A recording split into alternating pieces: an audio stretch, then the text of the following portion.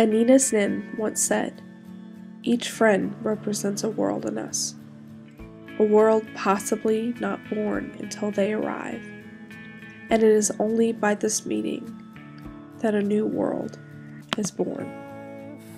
This past summer, the sophomore class of Mercer Service Scholars traveled from Macon, Georgia to La Florida, Peru. We did not simply go for the service, nor the people, nor the experience, but the chance to change someone's life and the chance to make a difference in the world, no matter how small that world is. Our mission started in Macon at Mercer. For the semester leading up to our departure date, our group learned about Peru. We learned about its culture, the people, and the demographics. Our trip to Peru consisted of 2 faculty leaders, Dr. Chris Grant and Mrs. Beth Walker, and 15 highly motivated leaders. Both Dr. Grant and Mrs. Walker tried to show us what made Peru distinctly different from any other country that we could have visited.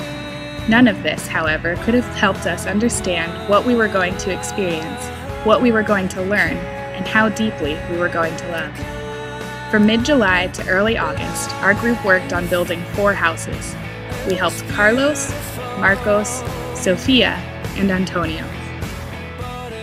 For almost a month, we were taxed physically, emotionally, and spiritually. We were asked to wholly devote ourselves to the service of another. We spent the majority of our time in La Florida, a small town located almost 3 hours south of Lima. The group paired up with the Fuller Center.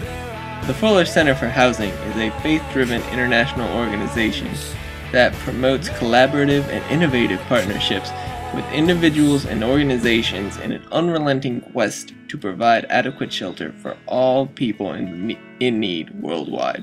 During our time, we saw how the Fuller Center created not only homes, but a community as well. Most people think that once you leave, your mission is done.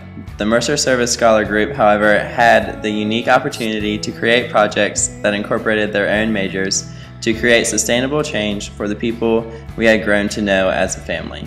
The first group worked on conceptual projects that could be implemented in the community. Jeannie and Luann learned during the trip that people in La Florida earn money occasionally by getting jobs doing agricultural work or domestic service. They wanted to create a school that could bring Americans to Peru.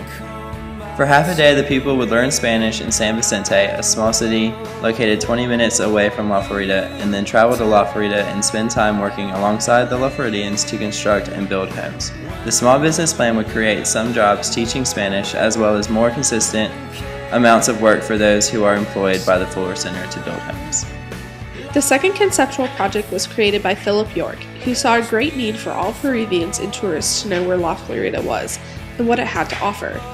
Right before reaching the small town of La Florida, there was a fork in the road. To one side is Lunawana, a city centered on tourism, and to the left is La Florida. Philip imagined using the space and creating a tourism information center. This center could provide multiple uses, such as an area to promote La Florida, sell the goods that were made in the town, and advertise upcoming events. By having this project, it could literally change the flow of traffic away from La Florida to it, and by doing so help the economy. The second type of projects that were fostered was business plans. During her time in La Florida, Brittany learned that most families scrap by with less than $150 a month. She knew that jobs were limited and resources scarce. Many people talked about the wasted apples that would line the orchards in La Florida during the season because they were unable to be sold in the market due to imperfections. Brittany saw this as an avenue to maximize a profit on a resource that before then had been neglected.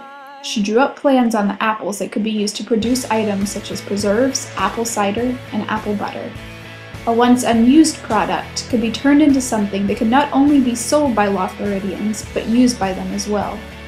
The second business plan came from Jaque, who saw that most of the family units that are in La Florida consist of single mothers. In order to combat this rising problem, Jaque developed a plan for a laundry service. This laundry service would be placed in San Vicente, a neighboring town.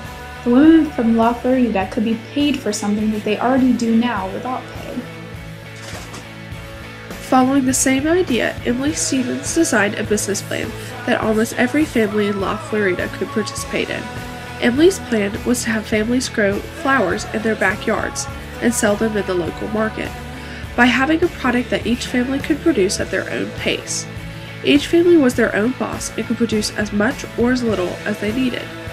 The third type of project that was created related to the Fuller Center itself, and how to improve and benefit their own work in La Florida. Some of the main problems that La Floridians face today is the fact that there is no running water in the town, no electrical grid, and in general there is no technology that would make day-to-day life more efficient. Drew Hyatt, an engineer, decided to run an efficiency test, and after realizing the limitations of the village, designed a model that can maximize the efficiency of the workers so as to build the houses better and faster with the tools that they were using. Chelsea decided that the most important way in which she could get the message of our group out to the public was to design a video to promote the Fuller Center. By making this video, it not only chronicled the MSS group's time, but it also showed the importance and need that La Florida has. By making this video, she was able to provide a great tool to recruit and inform people for the Fuller Center for Housing. Finally, the last promotional project was designed by Jean Mitchell and Matt Hickman. Both students saw and felt a great deal of effort that each man and woman who worked at the Fuller Center put in each day. They saw that the simplest tasks such as moving supplies from one location to the next became a great ordeal due to the fact that there is no motorized vehicle that can help transfer lumber, concrete, or even the giant mixer from one construction site to the other. Jean and Matt created a project that can be enacted at Mercer to raise funds to help the center buy a truck, as well as a concrete mixer to increase efficiency. Through each of these promotional projects, students are addressing different issues, but showing the varying needs of improvement. The fourth type of project that was engendered was the idea of continued sustainability and growth with La Florida. Garrett McDowell felt that most students often spend their spring breaks lazing around homes or spending time goofing with friends, where this time could be spent finding a greater understanding of what service is all about. Garrett constructed a project that looked at the logistics and creating an alternative spring break. This means that instead of heading to Miami or Orlando, that students would volunteer their week off and head to Peru to work with the Fuller Center. Much like Garrett, Caroline Wright and Trent White devised a Mercer on Mission trip for rising high school seniors. Through this program, high school seniors would be able to travel abroad to Peru and work with the Fuller Center while engaging with college professors and a few students. This would give a unique opportunity to show high school seniors that education is not limited to a classroom, but a marriage between knowledge and the responsibility of that knowledge. The last type of projects that were created were to give a voice to our story. Both Laurel and I created mediums that told the story and the heart of the MSS group. For Laurel, she created a picture book that denoted not only the experiences, but the feelings of each of us. She described how this trip was uniquely different from any other trip we could have had.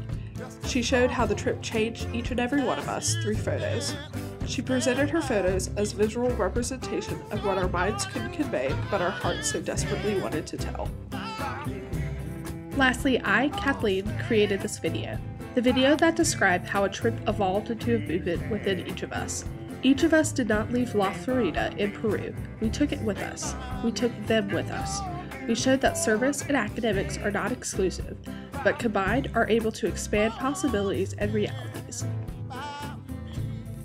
Through these projects, we were able to repay the people of La Florida for the riches that they had already shared with us.